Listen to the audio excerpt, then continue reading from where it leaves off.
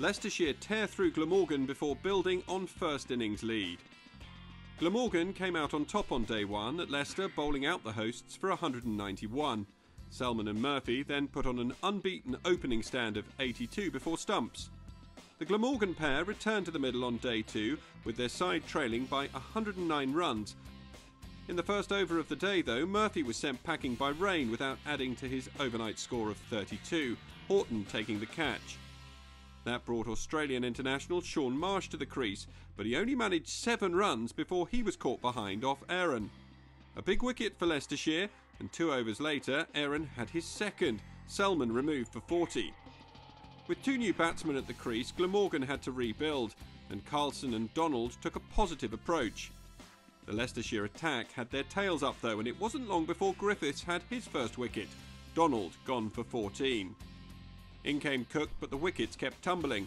Carlson caught by Cosgrove off Dexter for 14. Leicestershire were on fire, and Cook only managed 6 runs before he became Griffiths' second victim. Glamorgan were in turmoil and needed a partnership. Lloyd attempted to push the score along, but Leicestershire were relentless, and Lloyd was soon caught by rain off Dexter for 15.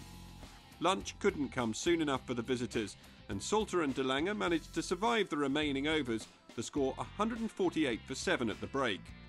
A disastrous morning for Glamorgan, losing 7 wickets for 66 runs. Credit though to the entire Leicestershire attack, who came out firing after a disappointing performance with the ball on day one. As Salter and DeLange returned to the middle for the afternoon session, Glamorgan trailed by 43, and they failed to reduce that margin before DeLange was sent back to the pavilion clean bowled by Aaron for 1. 2 overs later, Aaron had his 4th.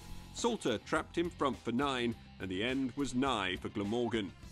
With only 1 wicket left, Van der Gutten played aggressively in an attempt to give his side a first innings lead, but his partner Hogan was eventually caught by Carberry off rain for 4. Glamorgan all out for 178. A terrible collapse for the visitors, who came into the day in such a positive position. A fantastic bowling display by the hosts, Aaron the standout performer finishing with figures of 4 for 65, helping his side earn a small first innings lead of 13. Carberry and Horton returned to the middle to get their second innings underway, and they looked to maintain their side's momentum. The Leicestershire pair formed a good foundation, gradually taking their opening stand past 50, but it was DeLange who eventually got the breakthrough. Carberry caught behind for 20. Horton continued and soon brought up his half-century.